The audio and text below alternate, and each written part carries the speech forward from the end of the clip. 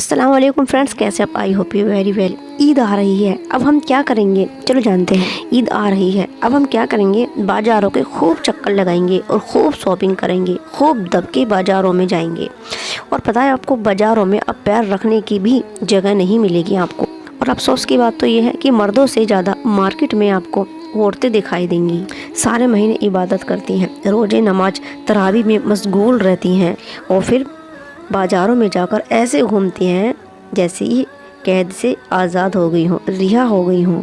मेरी बहनों, बाज़ारों में जाओ लेकिन अपने घर के मर्दों के साथ। ज़रूरी है तो जाओ, वरना मत जाओ, क्योंकि शॉपिंग तो बाद में भी हो सकती है। अपने सारे महीने की मेहनत को बाज़ार में जाकर बर्बाद मत करो, क्योंकि जब आप ईद की तैयारी कर रही होती हैं तो शैतान आपको क्या कहता है, ये सुनकर आप भी हैरान रह जाओगे। चलो समझते हैं कुरान के हवाले से इस बात को।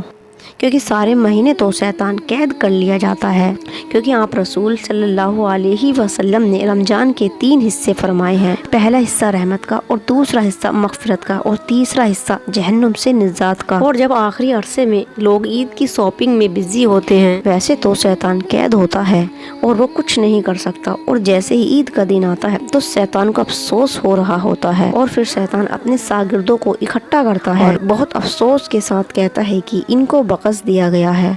क्योंकि शैतान हमें पूरी साल बहकाता है, इबादत से रोकता है, बुराई की तरफ ले जाता है, और अब रमज़ान की बरकत से इंसान को बख्श दिया जाता है कि हमने पूरी साल तो इसको बहकाया और अब ये रमज़ान के महीने में बख्श दिया गया।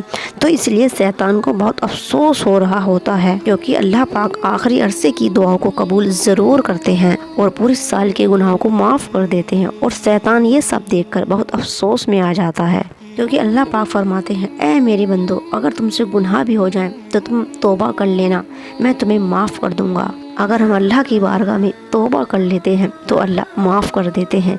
बेशक अल्लाह माफ़ करने वाले हैं।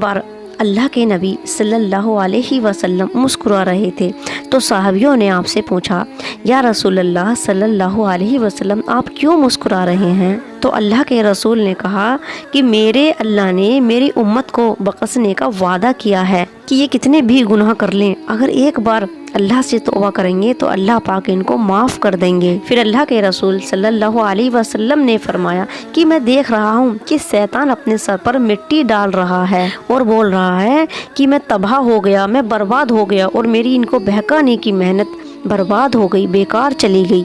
क्योंकि अगर ये गुनाह भी करेंगे और तौबा कर लेंगे तो इनका अल्लाह इनको माफ़ कर देगा।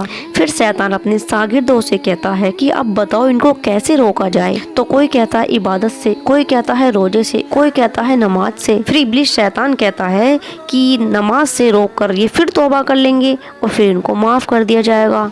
फिर इब्लिस शैतान बोला, नहीं, कुछ ऐसा करो कि ये गुनाह करें और उसको सवाब समझकर करें, क्योंकि जब ये गुनाह को सवाब समझकर करेंगे तो तौबा भी नहीं करेंगे, और इनके अल्लाह का वादा है कि तौबा करने वालों को मैं माफ़ कर दूंगा। और देखो, आज हम वही तो करते हैं, गुनाह करते हैं लेकिन सवाब समझकर करते हैं। अब शैतान अपने शागिर्दों से कहता है कि ईद तो हो गई, अब कैसे इनको जल्द से जल्द अपने कंट्रोल में किया जाए, इनको माइंड को बंद किया जाए। और अल्लाह के नबी ने फरमाया कि शैतान हमारे दिलों पर घुटने गाड़ कर बैठा है, और जब इंसान अल्लाह की इबादत करता है तो शैतान दूर हो जाता है, और अल्लाह के जिक्र से, दुरूद पाक पढ़ने से शैतान दूर भाग जाता है। और फिर जब ईद का दिन आता है तो शैतान खूब मेहनत करता है, और उसकी मेहनत का असर ये होता है कि जो इंसान सारे महीने टाइम से नमाज पढ़ता है और कजा भी नहीं करता, फिर ईद के दिन आते ही वो जोहर की नमाज को पढ़ना भूल जाता है। जो पूरे महीने तरावी पढ़ते हैं फिर उनको मगरिब की नमाज पढ़ने की भी हिदायत नहीं मिलती, और फिर वो असर की नमाज को छोड़ देता है।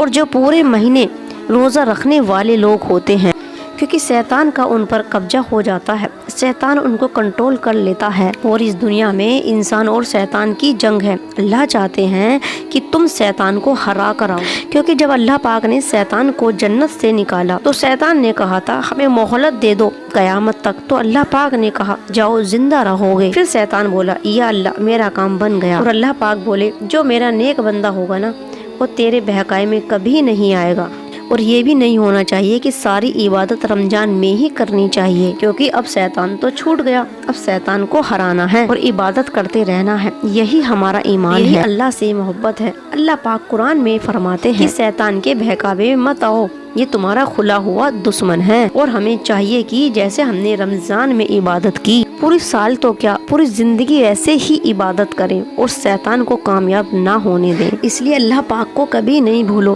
اللہ پاک کو ہمیشہ ہمیشہ یاد رکھنا چاہیے۔ پلیز اگر ویڈیو پسند آتی ہے تو لائک کرے، کامنٹس کرے، شیئر کرے اور چینل کو کر لو subscribe. Thank you for watching. اللہ حافظ۔